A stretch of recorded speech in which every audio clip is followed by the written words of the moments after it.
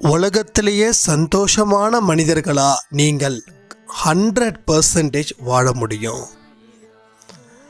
வாழக்கூடாதுன்னு தடுப்பதில் இவன் ஒருவனே குறிக்கோளாக இருக்கிறான். 24 மணி நேரமும் உங்களை தடுக்கணும், உங்கள் முயற்சியை ஒழிக்கணும்னு சொல்லி இவன் தான் கங்கணம் கட்டிட்டு தெரிஞ்சுக்கிட்டு இருக்கான். எல்லா மனுஷனுக்கும் நல்லா வாழணுன்ற ஆசை இருக்குது, ஆனால் வாழ முடியலையேன்ற ஃபீலிங்கும் இருக்குது. அப்போ வாழணும்னு ஆசைப்படுறவங்களுக்கு யார் தடுக்கிறாங்க? நீங்கள் நினைக்கிறீங்க நான் தான் இதுக்கு தடுக்கிறேன் அப்படின்னு உங்களை நீங்கள் குற்றம் சுமத்துறீங்க. அது தவறு.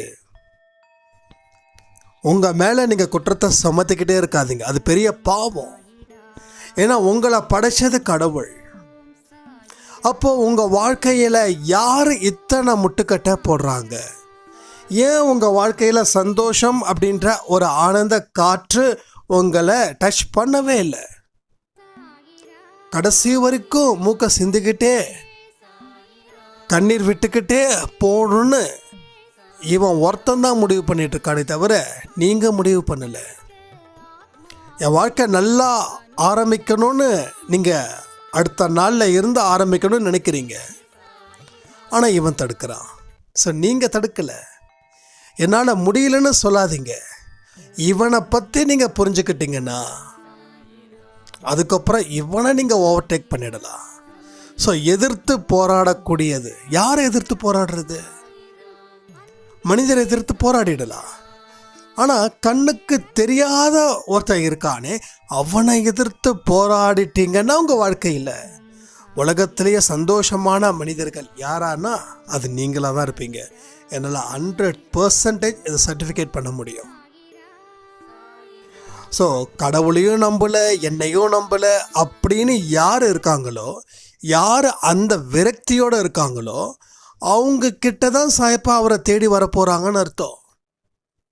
விரக்தி இது ஒரு விதமான விரக்தி. விரக்திகள் அத்தனையுமே வாழ்க்கைக்கு தேவையானது அல்ல நம்ம நினச்சிடக்கூடாது. சில விரக்திகள் வாழ்க்கையில் உறுதிப்படுத்துவதற்கான நிலைப்பாடுகளை எடுக்கக்கூடிய விஷயங்கள். ஏன்னா நானும் ஒரு காலத்தில் கடவுளை நம்பலை, என்னையும் நம்பலை. அப்போ தான் அந்த இடத்துல இருக்கும்போது தான் சாயப்பா உள்ளே வராங்க. அப்போது ஏதோ ஒரு கடவுள் உள்ளே வருவதற்கான நேரம், அந்த நேரம் வரும்போது இந்த மாதிரியான எண்ணங்கள் வரும். இந்த மாதிரியான எண்ணங்கள் அதிகமாகவோ குறைவாகவோ இல்லை இதே மாதிரி எண்ணங்கள் இருந்துச்சுன்னா கண்டிப்பாக உங்கள் வாழ்க்கையில் ஒரு கடவுள் வந்து உங்களை வழிநடத்தி ஒரு அருமையான அற்புதமான வாழ்க்கைக்கு உங்களை தயார்படுத்த போகிறாருன்னு அர்த்தம். கவலைகள் வேண்டாம், கண்ணீர் வேண்டாம், சந்தோஷமாக வாழ்க்கையை ஆரம்பிக்கலாம் 2024.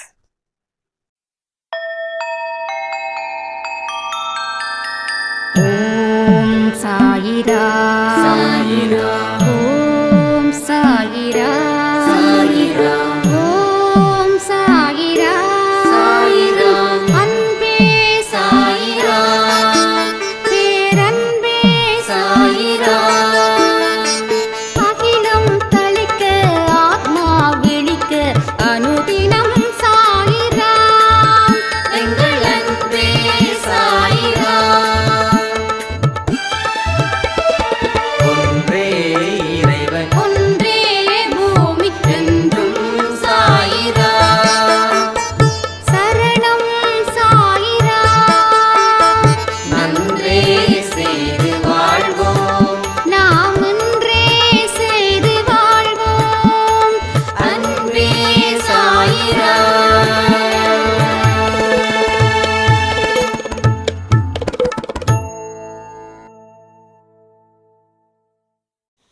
சாயிரா. என் உயிரின் உயிரானவர்களே, கடுமையான மனக்கட்டுப்பாடு, கடுமையான முயற்சி,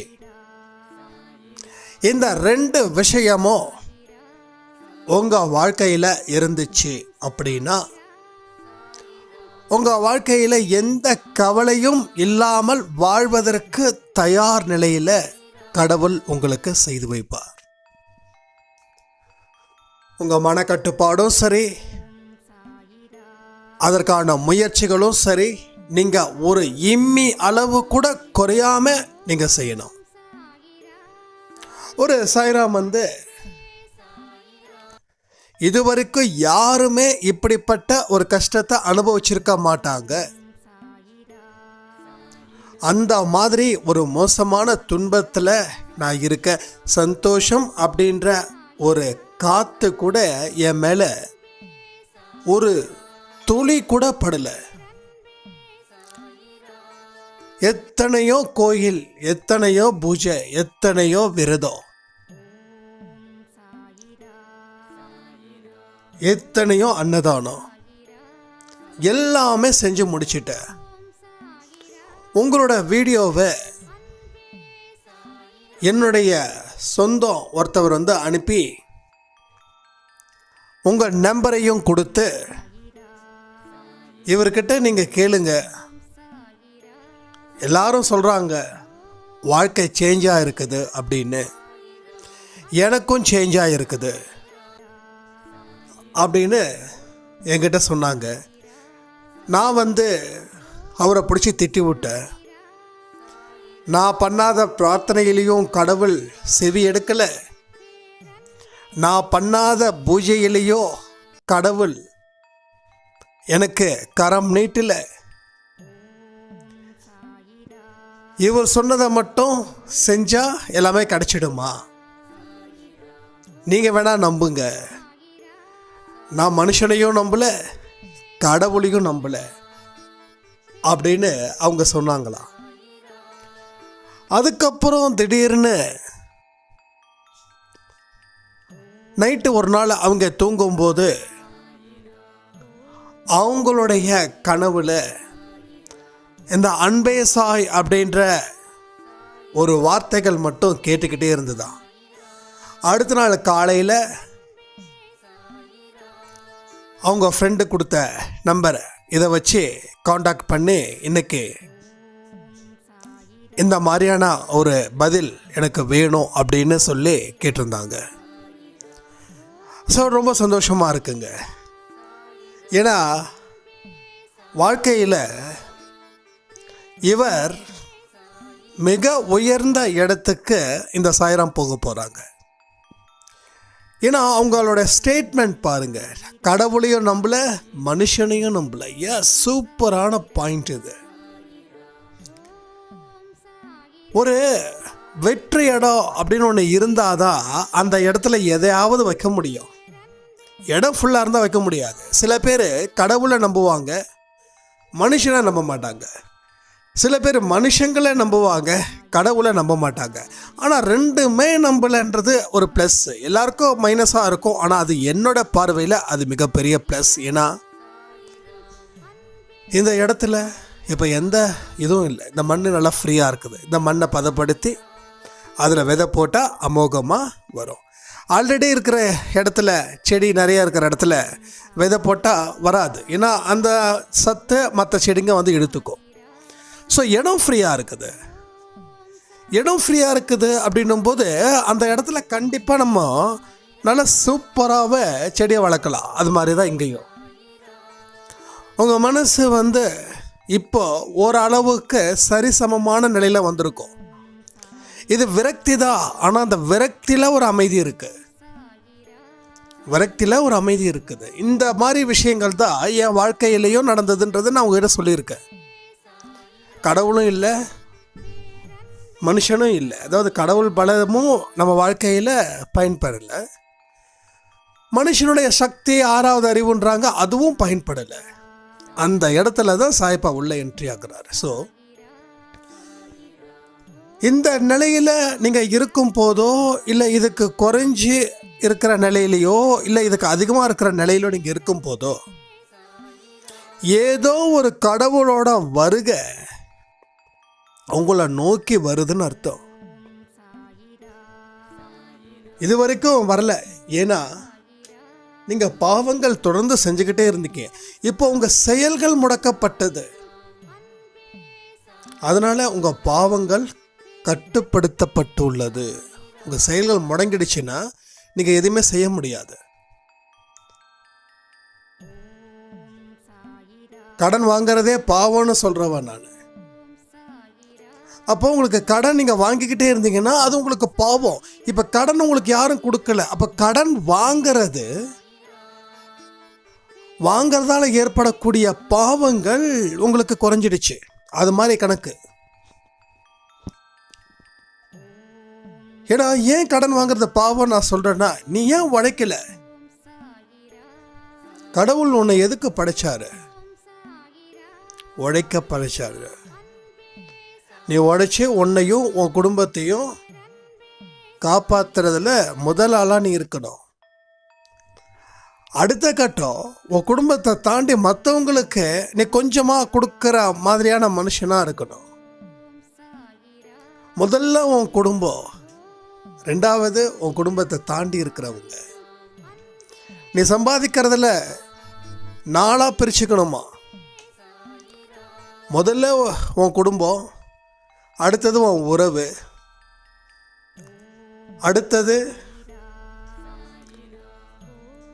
முதியோர் இல்லம் இவங்கள மாதிரி ஆட்களுக்கு, அதுக்கப்புறம் கோயில், இந்த மாதிரியான விஷயங்களுக்கு நாளாக பிரிச்சுக்கணும்.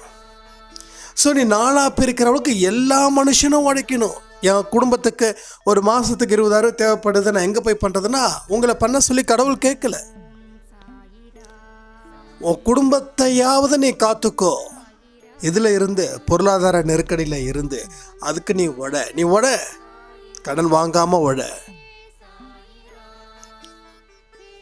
அதுக்கப்புறமா உன்னோட உழைப்பை அதிகப்படுத்து. அடுத்தது உன் சொந்த பந்தங்களுக்கு செய், இன்னும் உழைப்பை அதிகப்படுத்து. அடுத்தது முதியோர்களுக்கோ சிறியவர்களுக்கோ ஏழைகளுக்கோ செய். அடுத்தது இன்னும் நல்லா கோயிலுக்கு செய். இதுதான் என்னுடைய பிரின்சிபல்ஸ். நான் ஃபாலோ பண்ணுறது இந்த மாதிரி தான். அப்போ நம்ம குடும்பத்துக்குன்னா எது தேவையானதோ அது மட்டும்தான். அது லக்ஸுரியாக மாறிடவும் கூடாது. அதுலேயும் கொஞ்சம் பார்த்துக்கணும். ஏன்னா இன்றைக்கி நான் உழைக்கிறேன் அப்படின்றவங்க தன்னுடைய குடும்பத்துக்காக மட்டும் சுயநலத்துக்காக உழைப்பாங்க. ஒரு வீட்டுக்கு 10 வீடு வாங்குவாங்க, ஒரு நகைக்கு 1000 நகை வாங்குவாங்க, பேங்க்கில் டெபாசிட், இதெல்லாம் இது மாதிரி பண்ணக்கூடாது. நமக்கு தேவையான அளவுக்கு நம்ம உழைக்கணும்.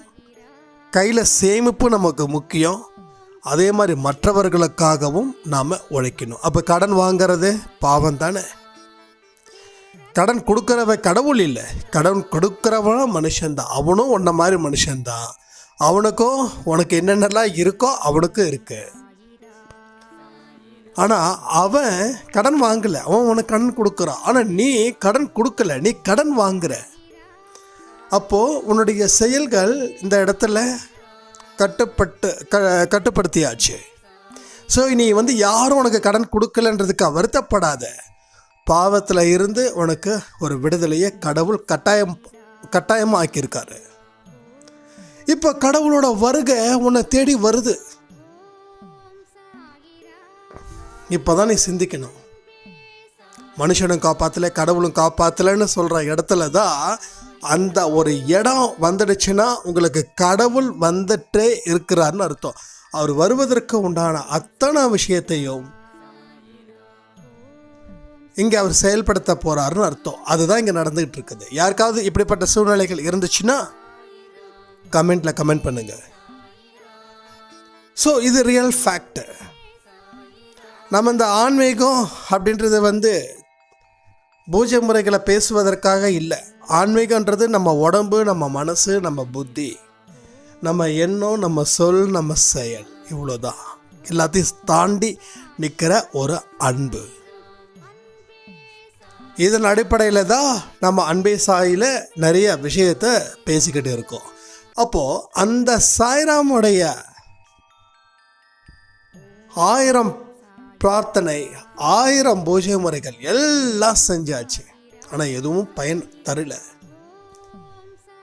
பயன் தர்ற மாதிரி அவங்க பூஜை பண்ணல. லட்சக்கணக்கு பண்ணாலும் சரி, கோடிக்கணக்கு பண்ணாலும் சரி. இப்போ நான் ஒருத்தரை கூப்பிட்றேன் அப்படின்னா நான் மனசுக்குள்ளேயே கூப்பிட்டுட்டு அவர் திரும்பி பார்க்க மாட்டார். நான் சத்தமாக கூப்பிட்டாதான் அப்பயே திரும்பி பார்க்க மாட்டார். நான் போடுற சத்தம் அவருக்கு கேட்டாதான் அவர் திரும்பி பார்ப்பார். யார் இல்லாத நேரத்தில் ஒரு பேரை கூப்பிட்றது பிரச்சனை இல்லை. ஒரு ஞாயிற்றுக்கிழமைக்கு மீன் கடை மார்க்கெட்டுக்கு போகிறோம். அந்த கடை மார்க்கெட்டில் இந்த முக்கில் இருந்து அந்த முக்கில் அவர் இருக்காருன்னு வச்சுக்கோங்க. நான் இங்கே இருந்து வீட்டுக்குள்ளே கூப்பிட்ற தூரத்தில் இருக்கக்கூடிய சத்தத்தை பேஸ் பண்ணி நான் கூப்பிட்டா அவருக்கு கேட்குமா? அப்போது அவர்கிட்ட போய் நம்ம சொல்ல முடியாது, நான் 1000 தடவை கூப்பிட்டேன், 1000 சைகைகள் பண்ண, உனக்கு புத்தியே இல்லையான்னு கேட்க மாட்டியான்னு அவர் திட்டுவார். ஏப்பா நீ கூப்பிட்டது எனக்கு விழுந்தாதானே, என் காதில் விடலையே, விழாம நான் எப்படி திரும்பி பார்க்கறது சொல்லுவாரா இல்லையா? அதே மாதிரி தான் இங்கே இந்த பிரார்த்தனைகளை நாம் செஞ்சுக்கிட்டு இருக்கோம். நீங்கள் பிரார்த்தனை செய்கிறீங்க, எல்லா மனுஷனும் பிரார்த்தனை செய்கிறாங்க.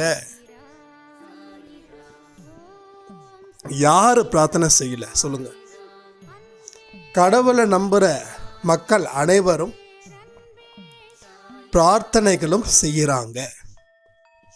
இன்னும் என்னென்னமோ செய்கிறாங்க. சில பேர் பார்த்தீங்கன்னா சூரிய நமஸ்காரம் காலையில் 8 மணிக்கு நம்ம ஆஃபீஸ் போகிற நேரத்தில் பார்த்தீங்கன்னா சூரிய நமஸ்காரம் பண்ணுவாங்க. சூரிய நமஸ்காரம் எப்போ பண்ணணும், எந்த நேரத்தில் பண்ணணுன்னே தெரியல. சூரியன் பார்த்து கும்பிட்டா அது பேர் சூரிய நமஸ்காரம். புரியுதா உங்களுக்கு? 8 மணிக்கு சூரிய நமஸ்காரம் பண்ணலாமா என்ன?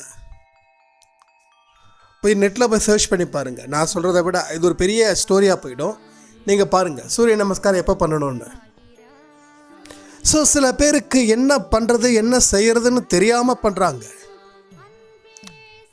அப்போ தெரியாமல் பண்ணுறதால ரிசல்ட் கிடைச்சிடாதே.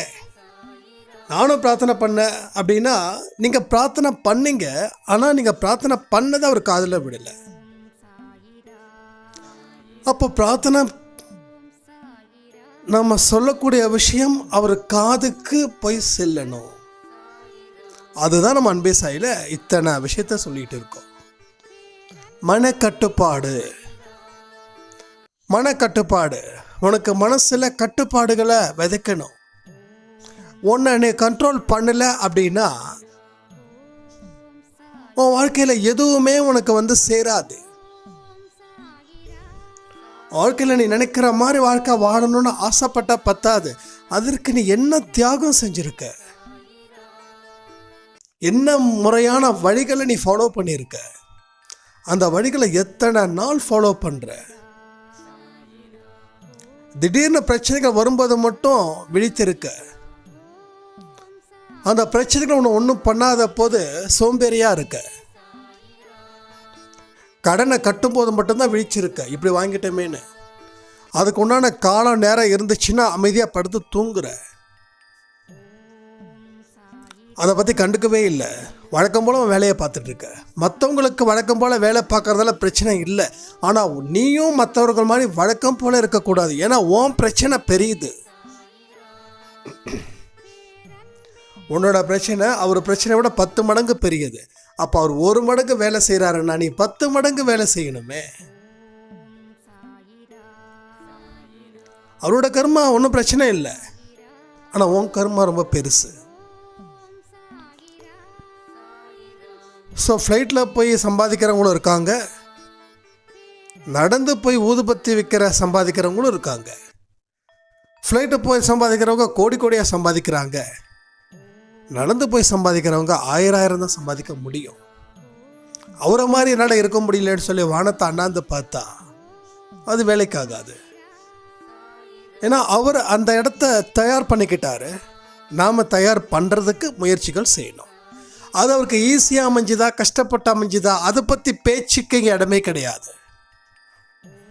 அவர் போன ஜென்மத்தில் கஷ்டப்பட்டு இருக்கலாம், இல்லை அடுத்த ஜென்மத்தில் நம்மளை விட மோசமாகவும் பிறக்கலாம். ஆனால் உண்மை என்ன,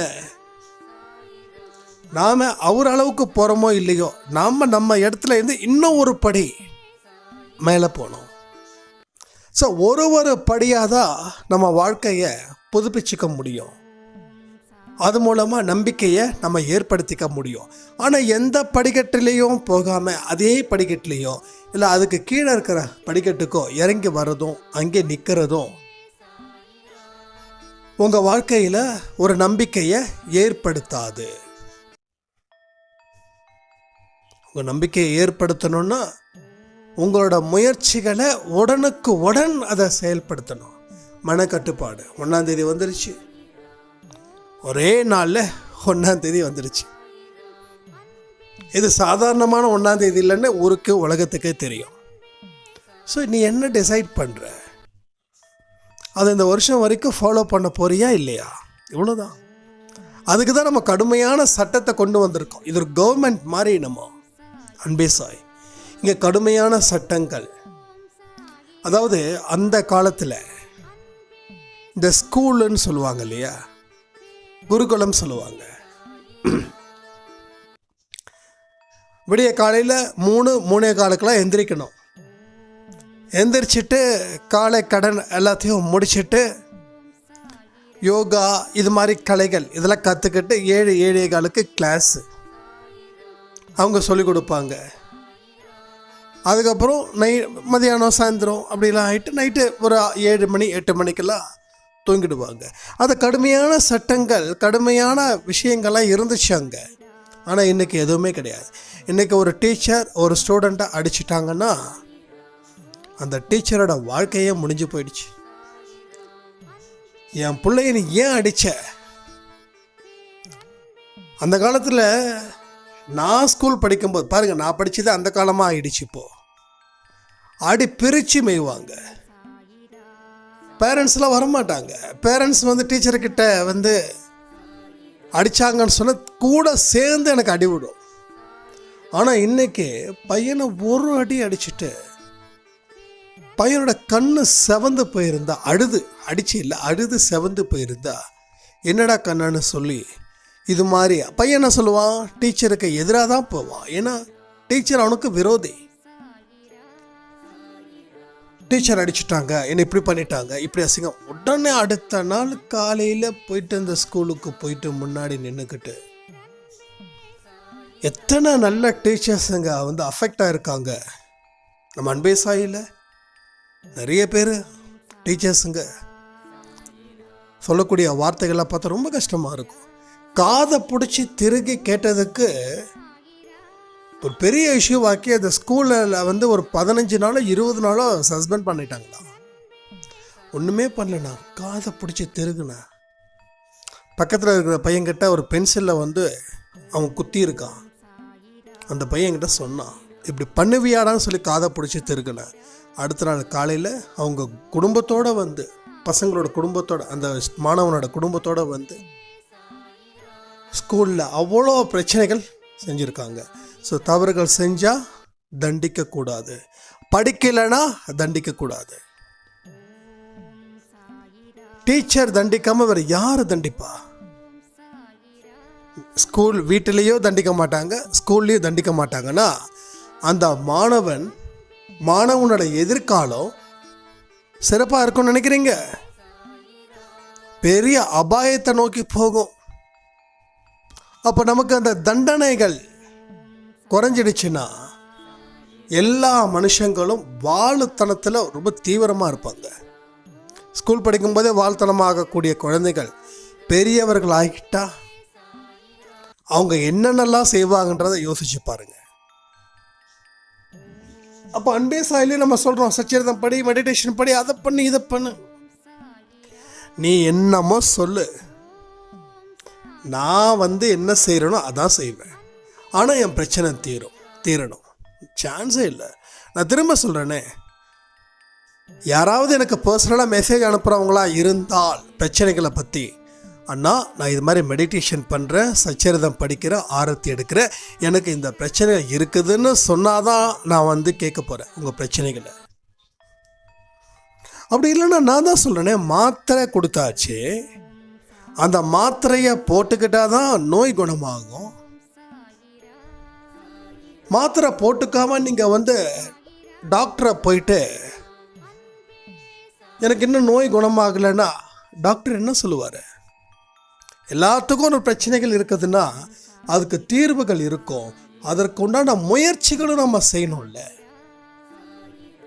அப்போ இந்த தண்டனைகள் கண்டிப்பாக சட்டங்கள், அன்பே சாயின் சட்டங்கள் அது கடுமையாக்கப்படும். 2024 கடுமையாக்கப்படக்கூடிய சட்டங்கள் 2024 அந்த எண்டில் ஒவ்வொரு வீட்டிலையும் ஒவ்வொரு விதமான அற்புதங்கள். நம்ம அன்பே சாய் குடும்பத்தில் இவங்களுக்கு இது நடந்துச்சு, அவங்களுக்கு அது நடந்துச்சு. நாளைக்கு நம்ம குடும்பத்துக்குள்ளே ஏதாவது ஒரு பிரச்சனைகள் வந்தால் கூட என்ன பண்ணணும், எங்ககிட்ட சொல்லுங்கள், நாங்கள் பார்த்துக்குறோம் அப்படின்னு இப்போவே நம்ம அன்பே சாயில் நிறைய பேருடைய விஷயங்கள் சொல்லியிருக்காங்க. சில பேர் வக்கீலாக இருக்காங்க, சில பேர் போலீஸ் துறையில் இருக்காங்க, ஏன் சினிமா ஆக்டர்ஸும் நம்ம அன்பே சாய் குடும்பத்தில் இருக்காங்க. ஸோ யாருக்கு என்னென்ன வழியில் யாருக்காவது பாதிப்பு இருந்துச்சுன்னா அந்த துறையில் இருக்கிறவங்க உதவி செய்வதற்கு தயாராக இருப்பதாக சொல்லிட்டாங்க. அது இன்னும் நமக்கு அதிகரிக்கணுன்றது சாயப்பாட விருப்பமாக இருக்கு. ஸோ இது எல்லாமே நம்ம கையில் தானே இருக்கு. அப்போது எல்லாரும் நல்ல டாப் பொசிஷனுக்கு அன்பே சாய் குடும்பத்தில் இருக்கிறவங்க வரணும்னு நினைக்கிறது தப்புன்னா நான் எந்த கடுமையான ரூல்ஸையும் உங்களுக்கு போடலை. சரி அப்படின்னா பொறுப்பை ஒப்படைச்சிடுங்க, எல்லாமே சாயப்பா பார்த்துப்பாரு. அவர் என்னென்ன விஷயங்களை என்னை வச்சு செய்யணும்னு முடிவு பண்ணிட்டாரோ அத்தனை விஷயத்தையும் செய்யட்டும். நீங்கள் எல்லாத்தையும் ஃபாலோ பண்ணால் அதுவே போதும். அப்போ அந்த வெற்றிடம் வந்ததால் நம்ம வாழ்க்கையில் அவர் சொல்லக்கூடிய அத்தனை விஷயத்தையும் செய்ய வேண்டிய ஒரு இடத்துல நீங்கள் இருக்கீங்க. அதற்கு நீங்கள் தயாரா? கமெண்ட் பண்ணுங்க. என்னால் எந்திரிக்க முடியாது, காலையில் என்னால் அன்பாக இருக்க முடியாது, என்னால் பொறுத்து போக முடியாது அப்படின்னா நீங்கள் இன்னும் ஒரு வருஷம் கழித்து 2025 வாங்க, ஒன்றும் அவசரம் இல்லை. You take your own time. யாரும் உங்களை ஃபோர்ஸ் பண்ணலை, கம்பல் பண்ணலை. உங்களுக்கு வாழ்க்கையில் அடுத்த கட்டத்துக்கு போகணும், இந்த கட்டம் எனக்கு மிகப்பெரிய ஒரு துன்பத்தையும் துக்கத்தையும் கண்ணீரையும் கவலையும் வரவழைக்குது அப்படின்னு ஃபீல் பண்ணிங்கன்னா நீங்கள் 2025 நீங்கள் ஜாயின் பண்ணிக்கோங்க அன்பே சாய் குடும்பத்தில். பாருங்கள், வாட்ஸ்அப் குரூப் இனிமேல் ஸ்டாப் பண்ணியாச்சு. ஏன்னா இங்கே இன்சார்ஜஸ் சரியாக நமக்கு கிடைக்கல.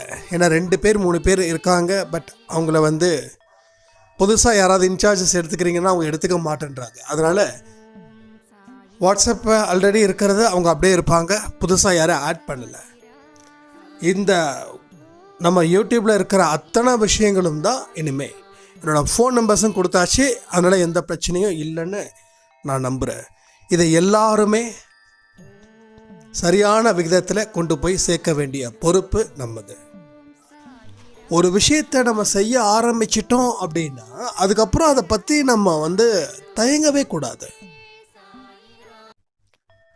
இந்த ஒவ்வொரு தயக்கமும் தான் உங்கள் வாழ்க்கையில் மிகப்பெரிய தோல்வியை ஏற்படுத்திக்கிட்டே இருக்கு.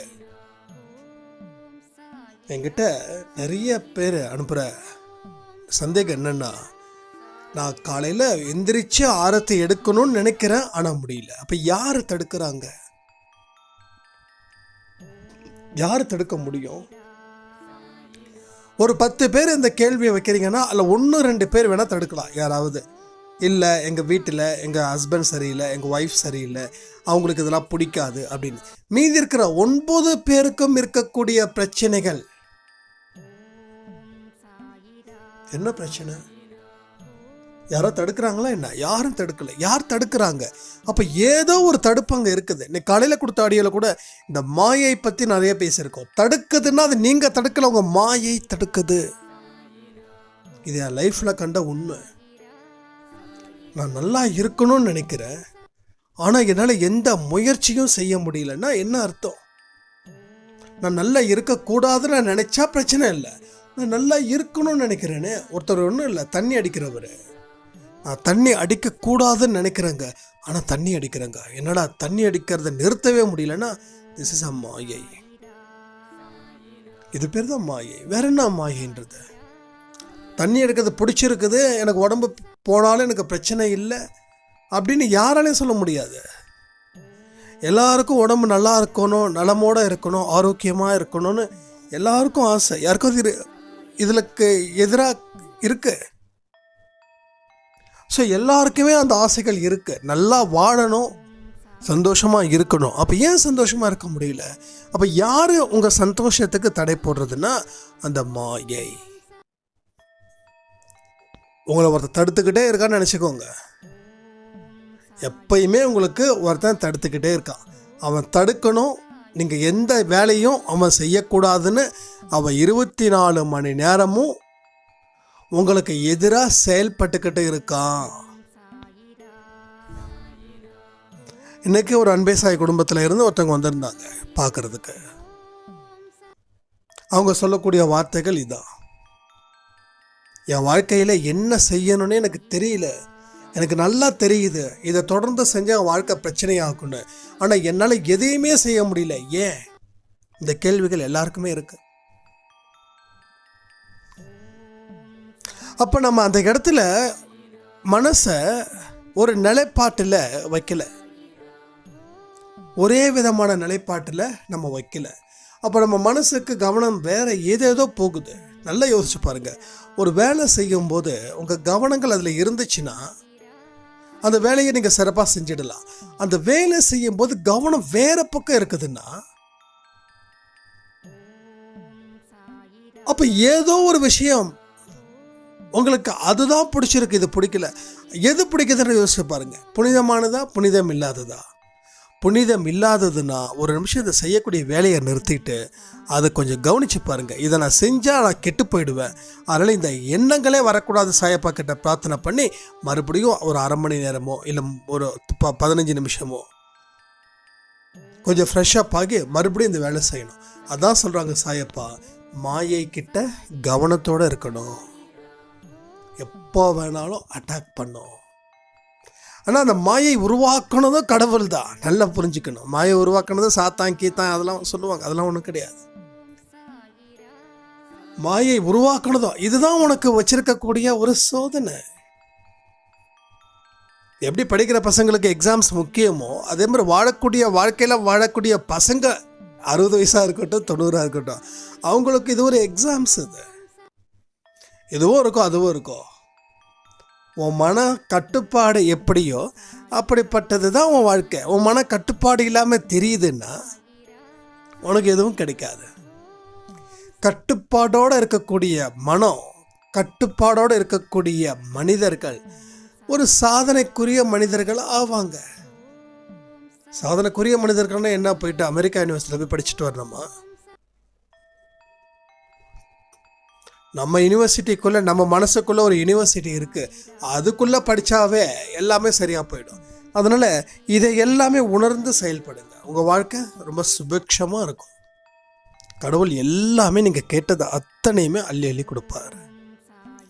வருத்தமே படாதீங்க, உங்களால் எல்லாமே சாதிக்க முடியும்னு சொல்லி இந்த ஆடியோவை நான் முடிக்கிறேன். ஜெய் சாய்ராம்.